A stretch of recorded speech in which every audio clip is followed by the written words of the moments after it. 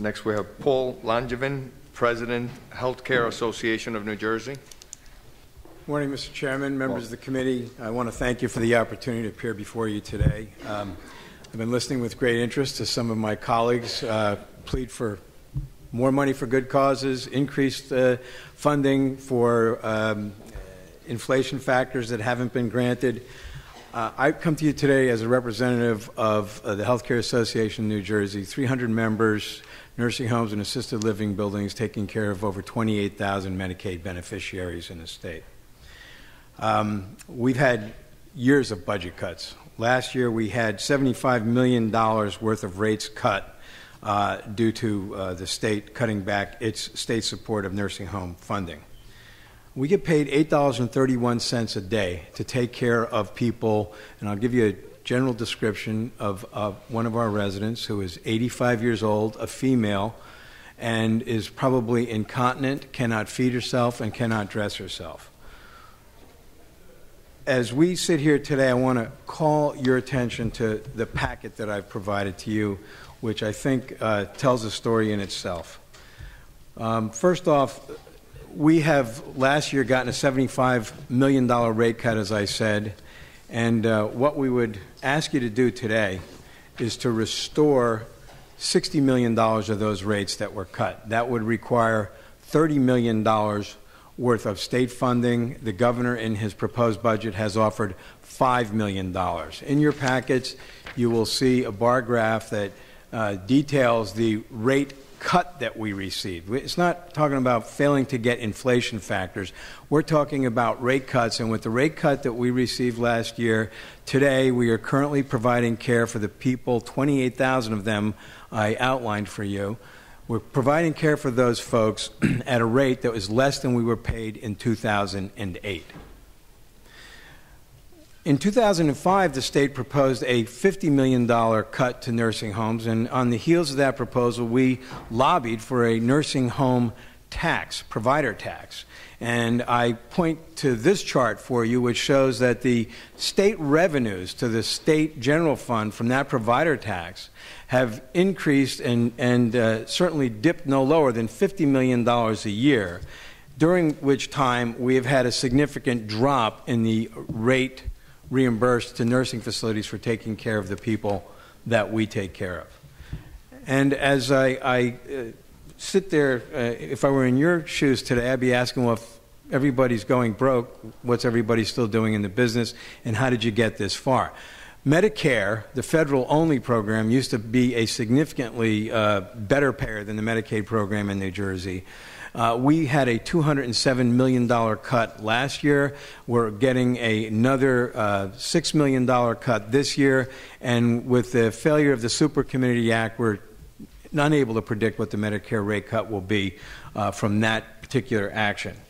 I point you to this table, which is also in your packet, which shows that since 2005, the year we proposed the provider tax, we've had $635 million in rate cuts, either failure of the state to adhere to the regulatorily required inflation factors for what we spend to care for people, and we've provided payments of $451 million into the general treasury through the provider tax.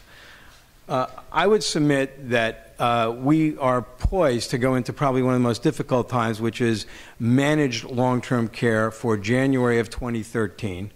And we're going into that difficult time being responsible for 28,000 Medicaid beneficiaries. And we're going into that time with a rate that is less than we were paid 4 years ago. And that math cannot take us through 2012 and into 2013, and I implore you to not only amend the budget, but to increase it to at least recognize the cost of caring for the elderly that we take care of today. This isn't about skipping a doctor's visit. This isn't about foregoing a dental visit. We take care of people who need medication, bathing, and help dressing, feeding every single day, 24/7. So I think we've provided you enough data. It's all data that's gathered and reported and audited by the state of New Jersey every year, and I'd be happy to entertain any questions from any member of the committee. Thank you. Thank you. Can I ask you, in reference to the rate cuts that you have experienced, do you think that those rate cuts have put some of these nursing homes on the edge of being, be able to be sustained? I think everybody's, we have a lot of hospitals in New Jersey going out, Mr. Chairman, and I think everybody's saying, well, if things are so tough, why aren't nursing homes going out of business? They do go out of business. Other people buy them. They reconsolidate them. We're shrinking beds. We just had, I guess last week, an auction of Burlington County's county facility. Last year, Mercer County sold its facility to private operators. I think the counties, looking at what the rate projections that we have are for July 1st, given the current budget proposal, I think you will see more counties putting their facilities up on the block, and I think we will have bankruptcies in the second half of the year. And if I may follow up on that, and I know the importance of nursing homes. I understand, like, you're trying to keep them in their home, but sometimes nursing homes are the only option. Do you think with going to managed care, does that and the reimbursement then getting lower, does that hurt or does the burden shift to the other population in the nursing homes? It's hard to project how it will look under a managed care environment because I will say we've had a very good meeting with the Department of Human Services and the Department of Health and Senior Services last week. We've had a couple of proposals on the table that would at least maintain the safety net. But with the current proposed reimbursement level, even if we weren't going to managed care, I don't think facilities will stay in business. Many of them will go out. Special care facilities, people who take care of, for instance, ventilator patients. We looked at the numbers. We'll have some that will be losing $100 a day. There's absolutely no way they will be able to stay in business. It's not speculation. It's a matter of fact. And again, with a $75 million rate cut last year and a proposal on the table to only restore $10 million of those rates with the $5 million state and the $5 million from the federal government, I don't see how this is going to continue. It's a death spiral. The people, if I can, the state strategy of keeping people at home longer, I think is a great strategy. None of us want to be in nursing homes. But when that is your only option, we're ending up with the frailest, the sickest, the oldest of New Jerseyans, and we're doing it with a rate cut that takes us back to pre-2008 rates. Just can't go on. Yeah, no, I agree with you that that's the ultimately you want to try and keep them home, but sometimes there is no other option, and I know a lot of folks that are in those facilities that have nowhere else to be. $8.31 an hour is probably a bargain, Mr. Chairman. Yeah. Assemblyman Bertusselli.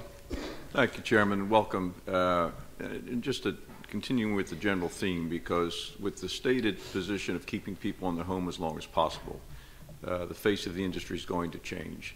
So as we move in that direction, is there a formula in place of how many nursing home beds we need in this state, or is it too premature to understand that number yet? We have, through the chair, Assemblyman, we have not built a new nursing home bed that increases the number of nursing homes since 1993 in New Jersey. Everything that's been built has been a replacement for that which is already licensed. And while I certainly agree that if we are successful in our efforts to keep people at home, we shouldn't have to significantly increase the number of beds. We have built, for instance, 17,000 assisted living beds, and about 3,500 New Jerseyans are receiving Medicaid benefits in assisted living. The rest of that community is mostly private pay. So those are private pay folks who used to cross-subsidize low Medicaid payments in nursing homes. They're out of the picture now. Medicare as a payer is out of the picture. So at the number of beds that we have today and the aging population and the chronic illness that the aging population faces, we'll have to do a real good job keeping people at home just to not have to need more nursing home beds. I don't see a significant downsizing from the current number, and the New Jersey Department of Health and Senior Services has a fairly exercised algorithm to determine how many nursing home beds we need, and they run that algorithm. They haven't called for any new beds, as I said, in over a decade. Well, putting it in through the chair, these kind of issues are not partisan issues necessarily, Correct. Although sometimes you argue over priorities and that can spill into the partisan part of the debate, but we're not at that stage at this point. So I look at our Department of Health and senior services and how those agencies work together. No one's against this sort of thing. So is no one paying attention? Because when I look at these numbers on funding, and you said early on, why are we still in business? How are you still in business? And is no one, you're not an unorganized operation across the board. No, we're not. Is no one listening?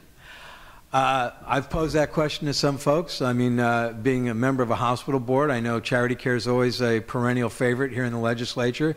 We're a $1.7 billion program. We employ 60,000 people. I know when Assemblyman Malone was here, one of our members was, after a great adventure, the biggest payroll in his district.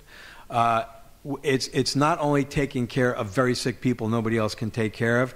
It is the best job for 60,000 people in New Jersey that they'll ever have. We pay health benefits. We have pensions.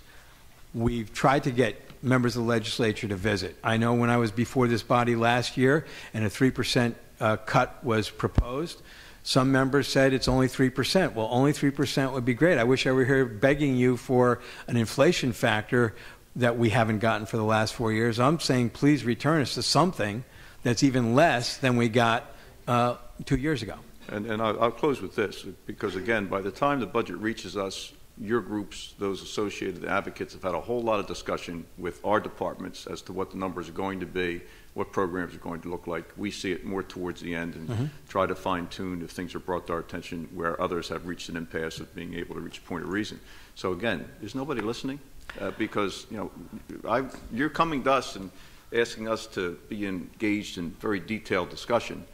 This stuff seems pretty clear to me. Is no one listening?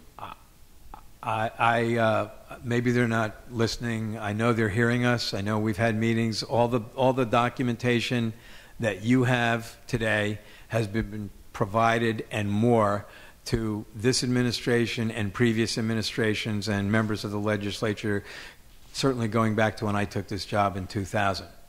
I would have loved to have been able to emulate my colleague back here and had the people I represent here today, but frankly, bringing 28,000 85-year-olds out who are mostly wheelchair-bound it's a heavy lift, number one, and secondly, I don't think it's fair to them. They've made their contribution in New Jersey society. That's why we have to be here to speak for them. And I know members of the legislature restored many of the cuts last year, but they just did not make it through the budget. We are at the breaking point. Okay. Thank you. Thank you, Chairman. Thank you. Assemblyman Chief. Thank you for your testimony. I remember last year meeting with John regarding this provider tax. That's something that doesn't sit right with me, and I don't want to get into that per se right now, but what I do want to ask along those lines is, I just got to give a little background. Yesterday I met with a couple of superintendents of schools, and they have been told that they're going to be losing some federal funding for which they qualified many, many years. All of a sudden the federal funding is gone, they've been told. So I ask you, if this $30 million were to be restored, are you confident that the federal government will make their match? There is, again, through the chair, as far as I'm aware, there is absolutely no escape clause for the federal government. If New Jersey spends the qualified dollars on nursing facility care through the Medicaid program, that will be matched 50-50 by the federal government. Absolutely. Thank you, sir. That's all, Mr. Chairman. Thank you. Assemblyman Wimberly. Thank you, Mr. Chair. My question is, I know the trend is to move them towards their homes. Now, how does that work in urban areas? I represent Patterson in the 35th District. We have a, very high amount of people in disability, I think something like 30% or something like that. And unfortunately, the trend is that, many of our people are losing their homes. So, there's nowhere for them to go. What is the plan as far as urban areas are concerned? And as you know, if you're familiar with North Jersey and Patterson area, we don't have many nursing homes, period, anymore. I was in Passaic yesterday, so I'm pretty familiar with North Jersey. I think, again, I never take issue with the proponents of keeping people at home as long as possible.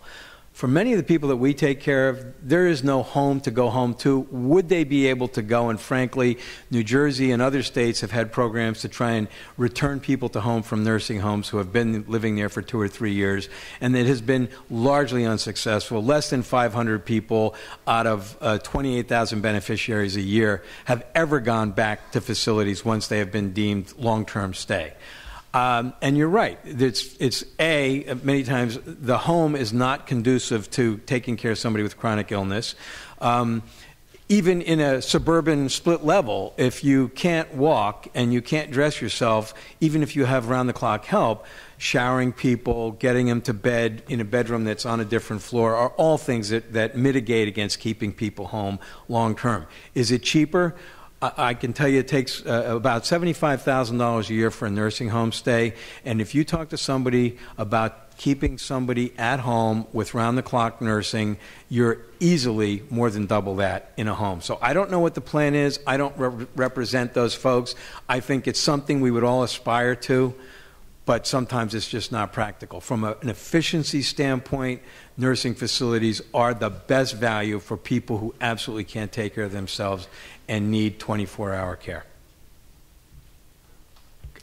Following up in reference to the reimbursement from the federal government, does the cost neutrality could affect the reimbursement to the state? As far as on the Medicaid waiver? I don't think it's a waiver issue, quite frankly. At this stage of the game, I think one of the proposals we've put forth, and I think Commissioner Velez alluded to it in her appearance before the legislature last week, talking about the comprehensive waiver.